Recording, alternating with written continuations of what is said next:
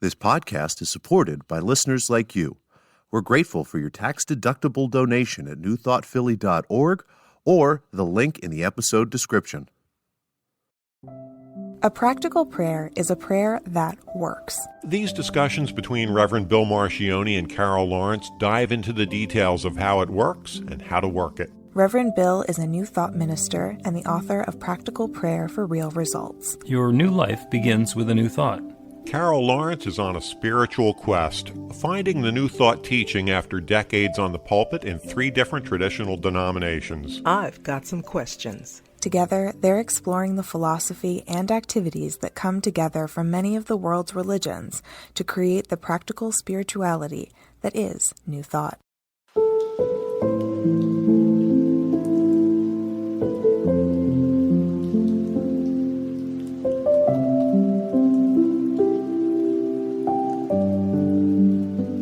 Welcome to the Practical Prayer Podcast. I'm Carol Lawrence, and I'm here with Reverend Bill Marcioni.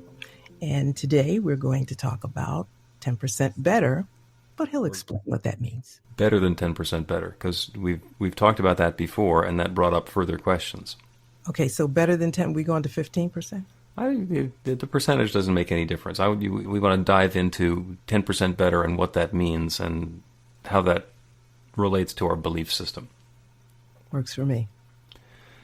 So the notion of 10% better is a technique that we have for understanding that I'm having the situation in my life that I'm having, whatever it is that I'm going to be doing a practical prayer for. And it's the first of the 4 questions. Am I happy with the experience of life that I'm having now? And if the answer is yes, then I could just pray for peace of mind. Or I don't even have to do a prayer at all because I'm already happy with where I am. Pray for continuation. If the answer to that is no, the second question is, what experience do I want to be having instead? So now there's a gap between the experience that I'm having and the experience I want to be having. So the prayer is going to be to move from point A, where I am now, to point B, where I want to be. And that can be huge or it can be small. And at some point, there's going to be the edge of my belief system. So I'll use the example of money, because it has numbers attached to it. So, for example, it's a job. So I want to have a job that pays $75,000 a year. And I don't have that now. I've been having jobs that pay $60,000 a year, and I really want to have that increase happen. If I am clear that I believe that I'm worth $75,000 a year, I can do a prayer to get a job, a wonderful job that pays $75,000 a year. If I were to pray for a job that paid $85,000 a year, I might have a disbelief about that. I might get too many yeah buts. That's way out of range. 60 to 85, I don't know if that can happen. So what we're going to do is we're going to do the prayer to get right to the edge of our belief system, right to the edge of what we believe is possible, which is a $75,000 a year job. And then we're going to add on, or 10% better, which allows that infinite creative power that creates everything to give us exactly the experience that we're looking for, which is this new and wonderful job that pays us better. But it doesn't have to stop at $75,000. It can actually go over. And 10% better is usually within range of somebody's willingness to be flexible.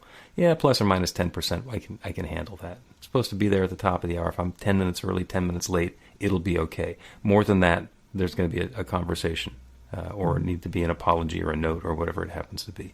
So the idea of 10% better is that I can step all the way to the edge of what I believe is possible and then let the universe, that infinite creative law, add on.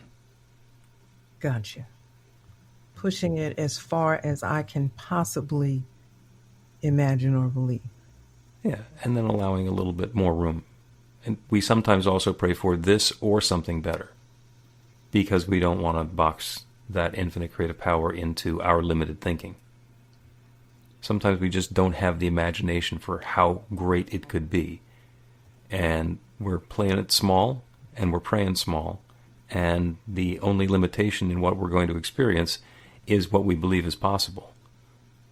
So as we believe that it's possible for this infinite creative power to maybe give us a little more than we could imagine, that opens up the door for us. Excellent point right there. What we can imagine. So when we're not in the want space, when we're not thinking about want or whatever, if you ask someone what you think about God, God is big and powerful and do everything and anything, and the owns the cattle on 1,000 hills and everything. God has his mind, and all of those things that are really nothing more than cliches when it comes to belief. I mean, you say them, but then when it comes to the prayer and believing them, and we have trouble believing them, then it's probably just a cliche, right? So we got to fix what we think is possible with God. Yeah. And I have a shorthand term for something that we say that we don't believe. Oh, yeah? What is it? It's a lie. I was going to say lie, right? It's a lie. So let's be clear here. I thought you were going to come up with something really nice and spiritual, but yeah. Apparently that's not my job. To come up with something nice and spiritual. When you first said it, I said, yeah, that's a lie. And if I want to be gentle with that, it can be aspirational. It's something that is not currently true, but that I want to be true. That gives me something to pray about. If I'm just saying it's in the book, all the cattle are mine, and I don't believe that the cattle are mine, then what I'm doing is I'm activating that belief, and guess who the cattle belong to? Not me. I'm disqualifying myself, and I'm taking myself out of participation in whatever that good is that I'm perceiving, because I don't believe it could possibly be mine. And the infinite creative law that creates everything only has one answer, and it says yes. And by believing that I don't have it, the law says yes, and then I don't have it. And that's the law giving me exactly what I believe I deserve. Yeah, you nailed it. Exactly right. I remember many, many years ago, everything that God has is mine, and on and on and on. But when it was time for me to ask for what I needed, I really actually, in my mind, visualized that it could not be me.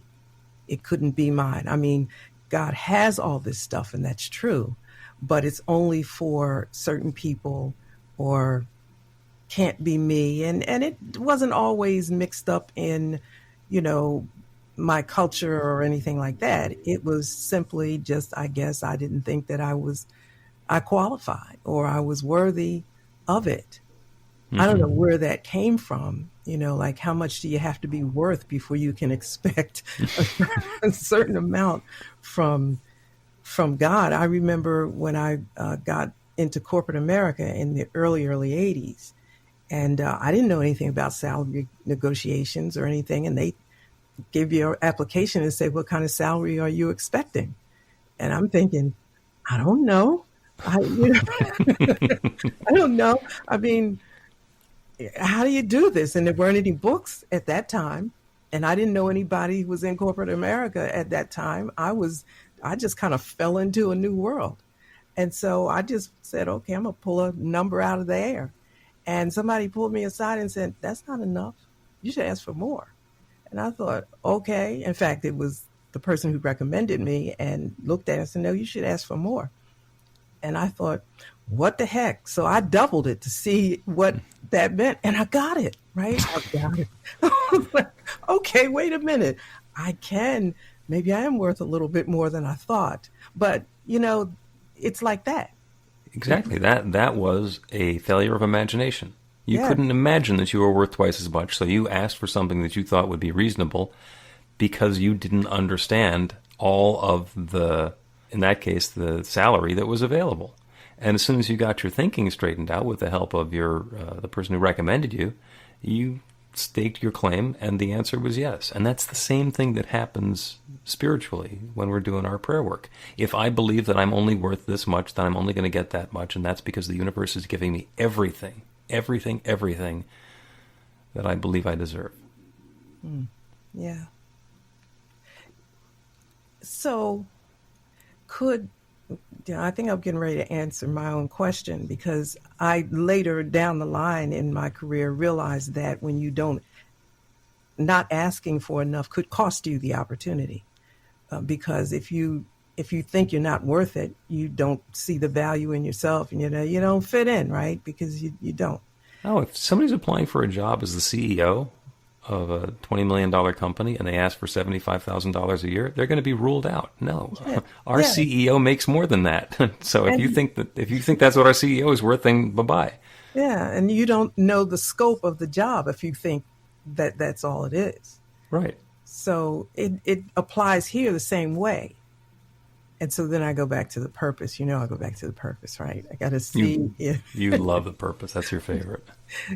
I have to adjust everything in the purpose and say, now listen, is this what you really want? And that's what made me think about 10% more.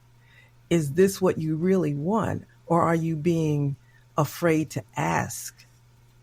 Are you afraid to ask for what you really want? Because it is possible, either it's possible or it isn't. So if God is in it and God can do it, then it's all possible. So then why not ask for it? Why not go for it? Right. And the reason to not go completely crazy, I could do 75,000 and I can stretch 10%. So maybe I'll just do a prayer for $1 million. And the universe will say yes to my belief, which is that I'm making something up and it's not possible, but I'm going to put it into a prayer anyway because then I can blame God for when it doesn't happen. This is my belief system. When I am ready to believe not only that I'm worth $1 million a year, but I'm willing to put in whatever effort, activity, and engagement is going to be required to maintain that level of income, the doors open up. Now, for myself, I'm not there. I'm not at $1 million a year at this particular time. I'm open to it, but I need to have some other things happen in my life to show me which are the things to focus on. What are the things that I want to be engaged in order to be supported in that manner? If somebody just dropped off a suitcase full of cash, I'd be okay with that. But that's not doing a job that requires, salary negotiations to $1 million or 7 figures.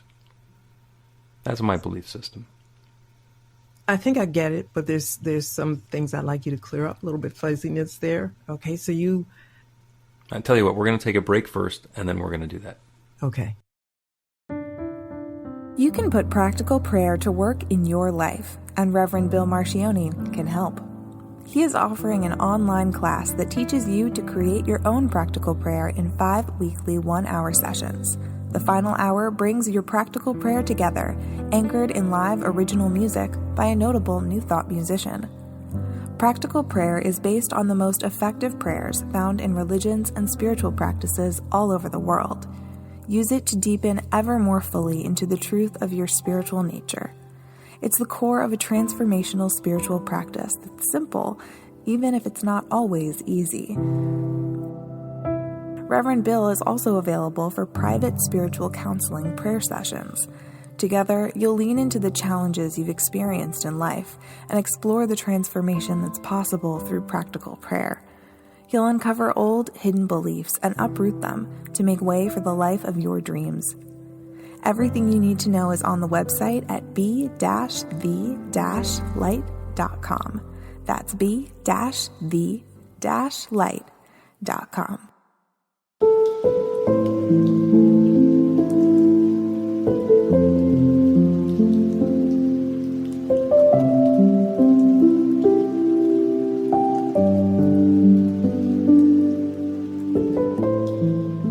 Welcome back to the Practical Prayer Podcast. I'm Carol Lawrence, here with Reverend Bill Marcioni, and we're going to continue this conversation.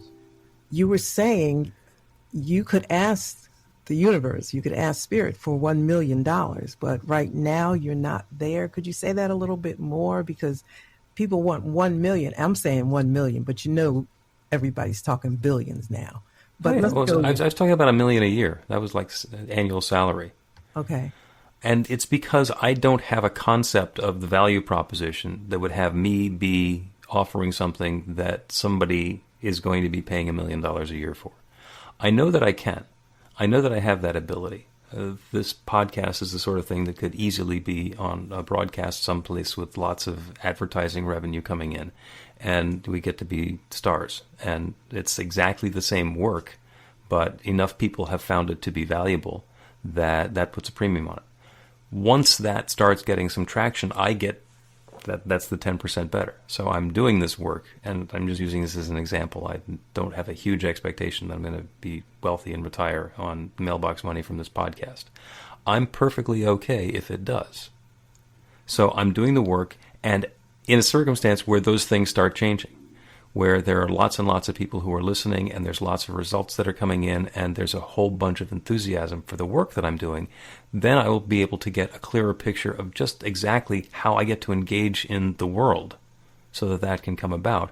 And then my prayers get bigger. My intentions, my invitations get bigger, and I'm open to more and more of that goodness. Going from where I am now to $1 million a year is something that's just going to use up a lot of time and resources, because the yeah buts kick in way too fast for me on that one. I know that it can happen. I'm not ready for it yet. And that's about knowing myself and where I am in the process and how this can come together. That's probably like a whole nother, I like to make a course out of anything. And I can do it. Okay. So then in the prayer for, let's stay with a dollar amount. Let's stay with $1 million. It's not just praying for the $1 million. It's knowing, and I like the term you use, value proposition, that goes along with that. And it's almost like saying, am I a $1 million product? Or do I produce $1 million product? And so before I pray for the million, I got to fine tune the product? I don't necessarily need to fine tune the product. What I get to do is fine-tune my consciousness and my belief about the value of the product. Okay.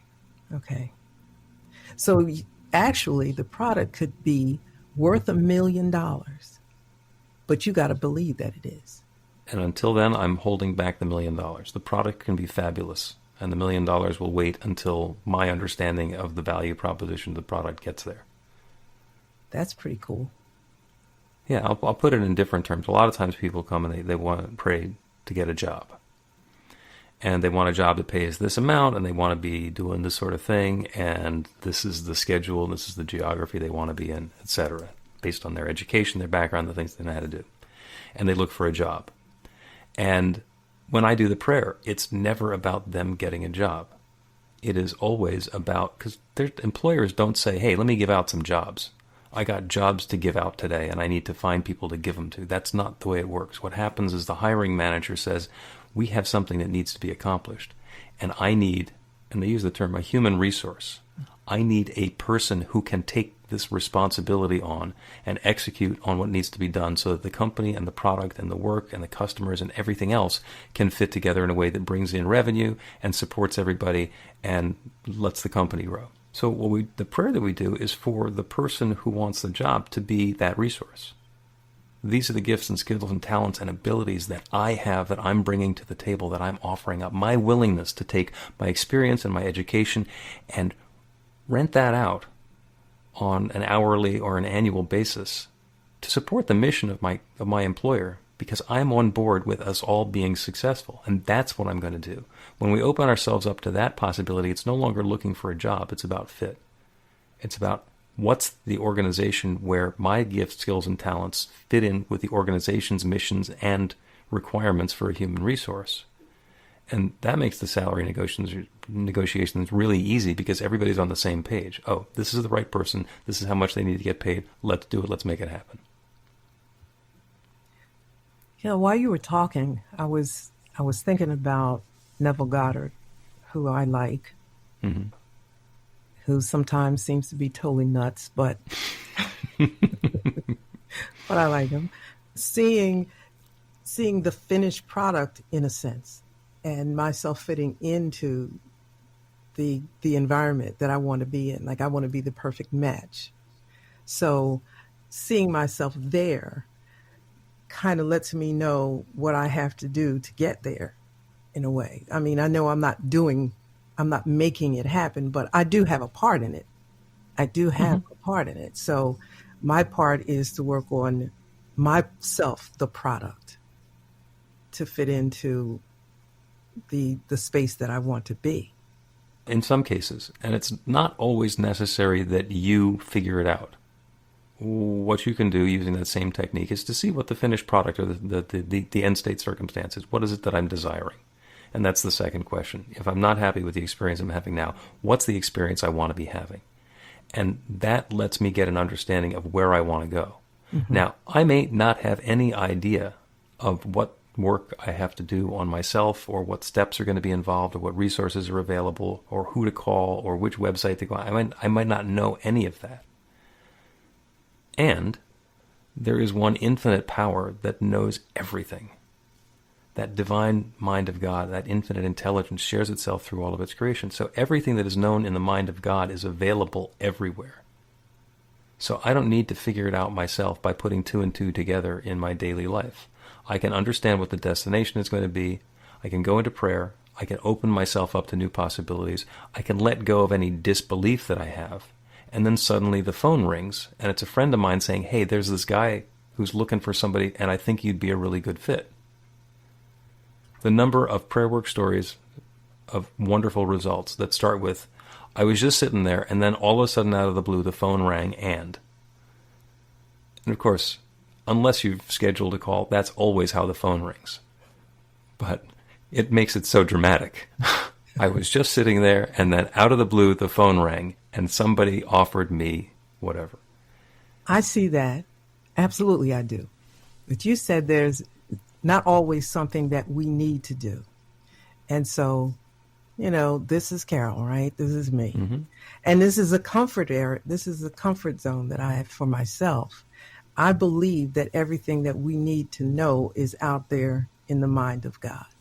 Mm-hmm. I agree with you. That means everything is accessible to me, accessible and available to me. I may not have it, but it is available. Mm-hmm. So when I use the technique that you are teaching for practical prayer, I have learned to take that belief of mine where everything I need to know is available. And I've learned to what I call go out there and get it.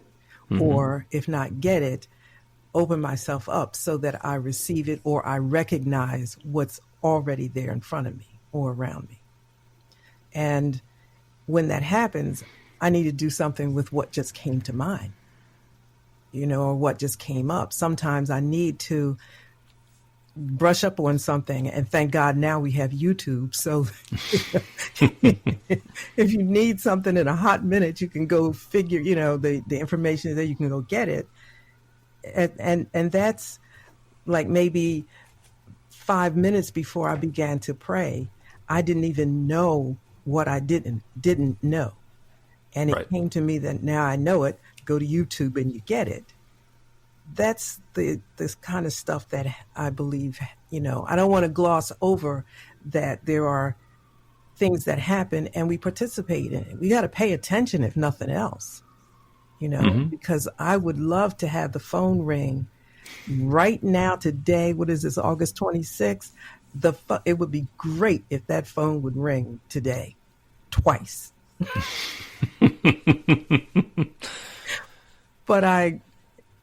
And maybe this is but I don't know. You think you have work to do. You think that there's some research or some study or some YouTube watching that you have to do before the phone rings for whatever it is that it's ringing for. I'm wondering. Okay. Yeah, I'm wondering. So, I could be holding my own thing back, right? By just saying it's probably something I need to do. I don't know. And that is your 10% better. Maybe you've already got it. Maybe whatever it is that the phone's going to ring for is something that you are so well qualified for that you can't imagine that somebody would be calling looking for it. Yeah. Yeah, that's as a possibility.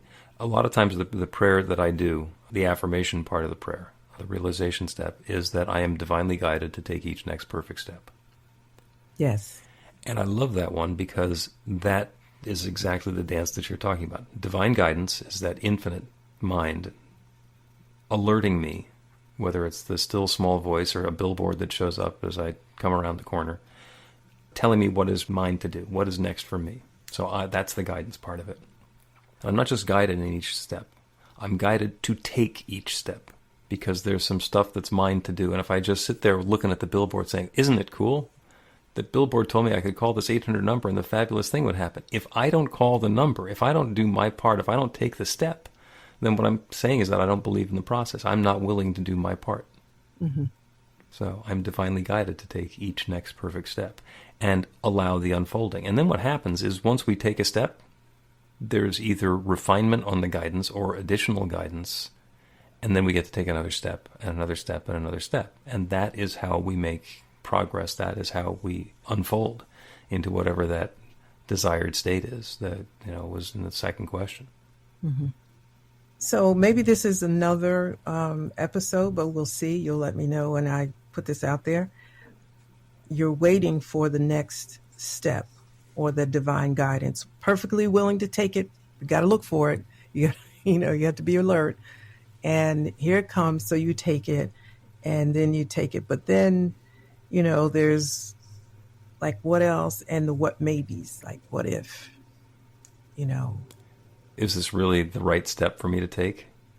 Was that the still small voice of God, or was that my ego doing an impression of the still small voice of God? Yeah, all that stuff.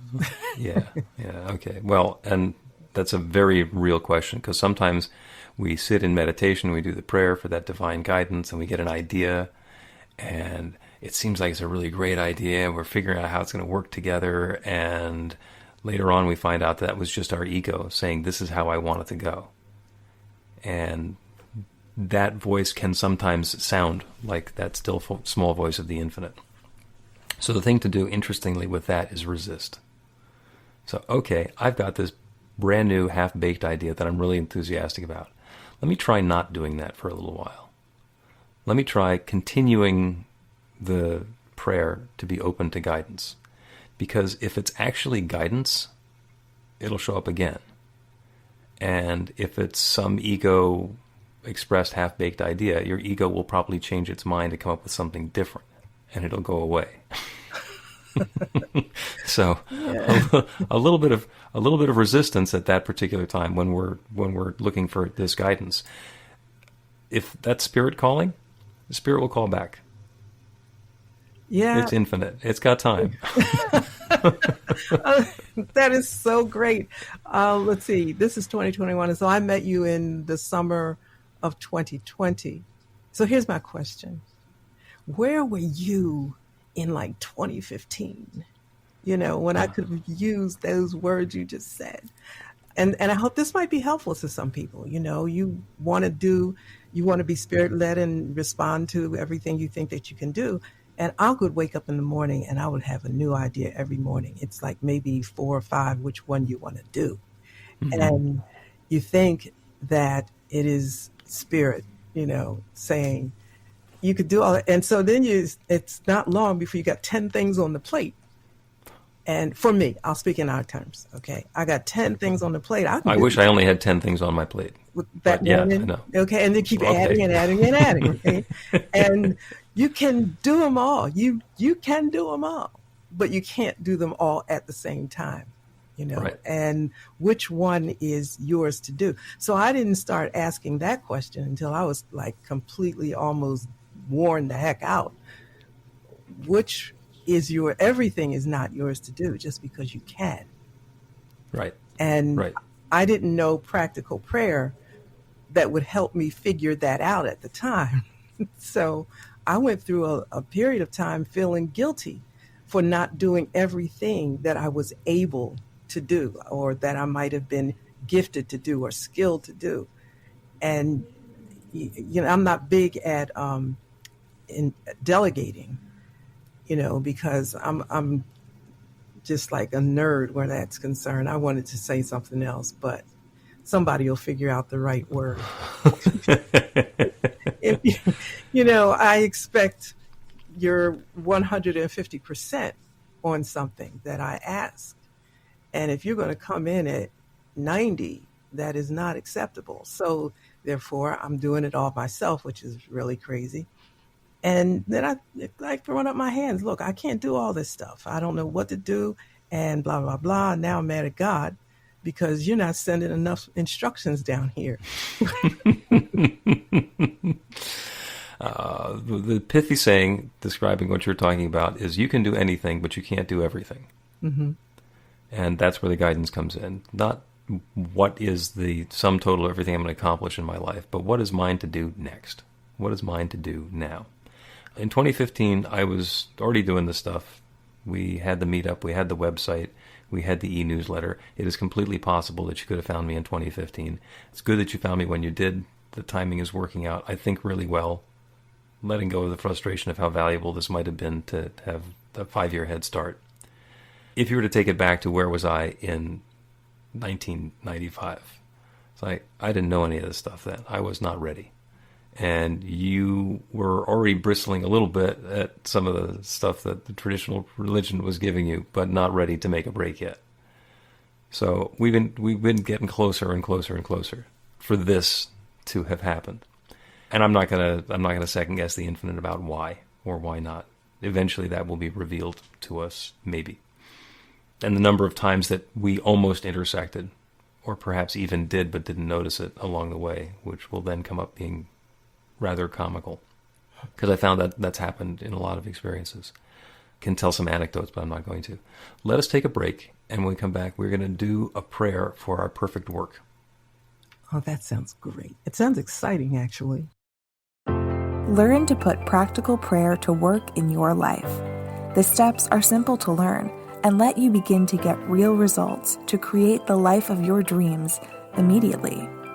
Reverend Bill Marcione's widely acclaimed book, Practical Prayer for Real Results, gives you a clear summary of the New Thought principles behind practical prayer and the series of easy-to-understand steps found in the most effective prayers from religions and spiritual practices all over the world and throughout history.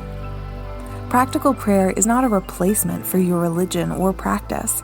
It's a technique to make the work you do in consciousness even more effective. The book includes 40 prayers on various topics that you can adapt as needed and use as your own. Practical Prayer for Real Results is available in paperback, Kindle, and audiobook on Amazon or at b-the-light.com.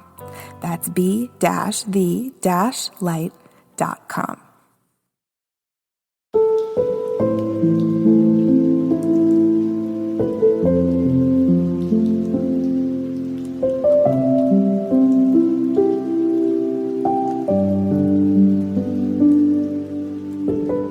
Welcome back to the Practical Prayer Podcast. I'm Carol Lawrence, here with Reverend Bill Marcione, and Bill is going to pray for our perfect work.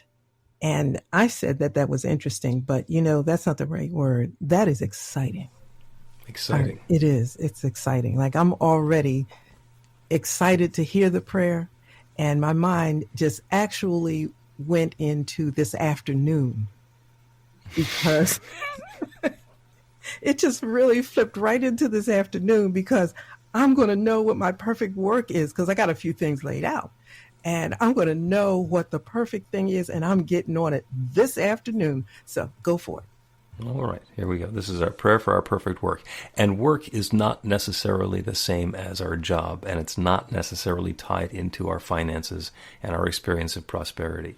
It is completely possible for us to have our work be the way that we express ourselves creatively in the world, and to have our job be something different. In a lot of cases, what we want to do is get those in alignment. But the work, and especially for people who are supporting a lifestyle by doing what they're doing during the day, it is completely possible for our work to support us completely.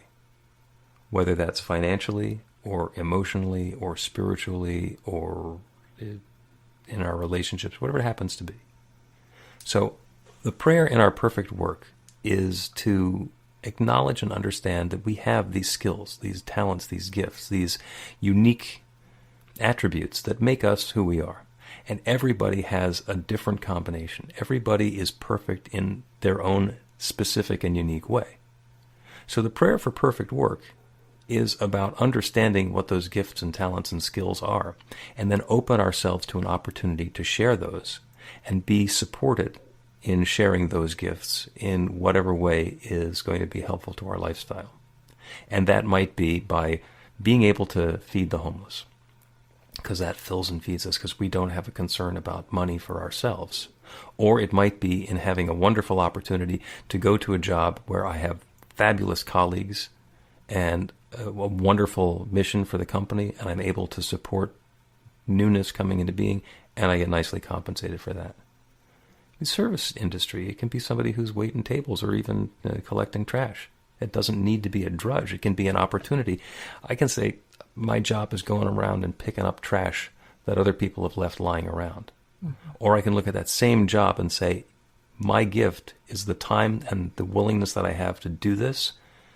I am supported by being able to help keep our neighborhood and our community clean, and I get to spend my days outdoors, which I love. Two different approaches, exactly the same activity. So when we start the prayer, we turn our attention away from the specifics of the circumstances that we're living in and turn our attention to that infinite creative power that creates everything, that one divine mind that knows everything, the one that started by saying, let there be. And the creative law responds to that, and there is. The response is yes, and there is. And everything that exists is that one infinite intelligence, that one divine presence, that power, that substance, expressing itself, sharing itself, revealing itself in different ways. Everything that exists everywhere is that divine presence taking particular form. That includes me. It includes each of us. It includes all of our prospective employers. It includes all of our colleagues and everybody who we are going to be engaging with.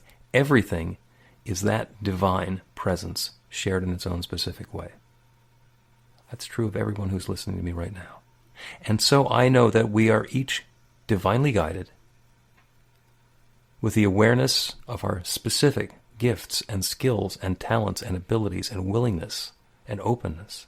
We are each divinely guided in the way that we can share those gifts in a way that brings good and prosperity and harmony and joy and connection and depth and creativity into our lives. That's what's unfolding now.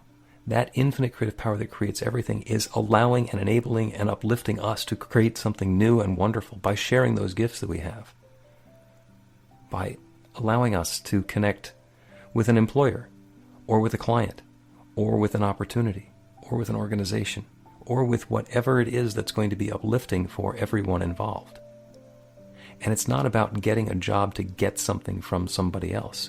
Even a high-paying job is an opportunity for an organization to get those gifts and skills and resources and talents to make something happen. Everybody wins.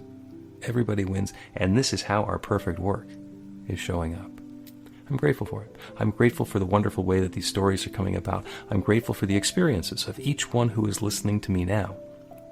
And I'm grateful for the connections that happen to allow these gifts to be shared and for this light to shine and to allow that divine presence to reveal itself even more richly and fully and wonderfully. And so with gratitude for this good and more, I speak this word of intention and I release it into that creative law that has always said yes, and know that it is already saying yes. This good is already underway. The gifts given and received, the circulation's underway. And I let it be. And so it is. Amen. And so it is. I'm still excited because my mind went to this afternoon, so there must be something there. Yeah, well, you'll text me when you find out what it is. You know I will.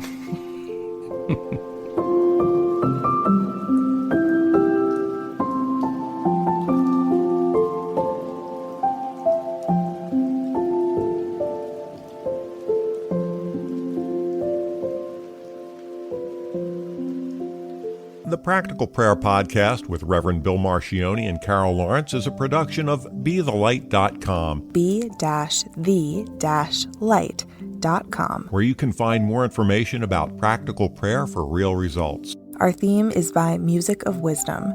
You can learn about the spiritual community of New Thought Philadelphia with daily guided meditations, Weekly celebrations of spirit, and Reverend Bill's classes in practical spirituality at newthoughtphilly.org.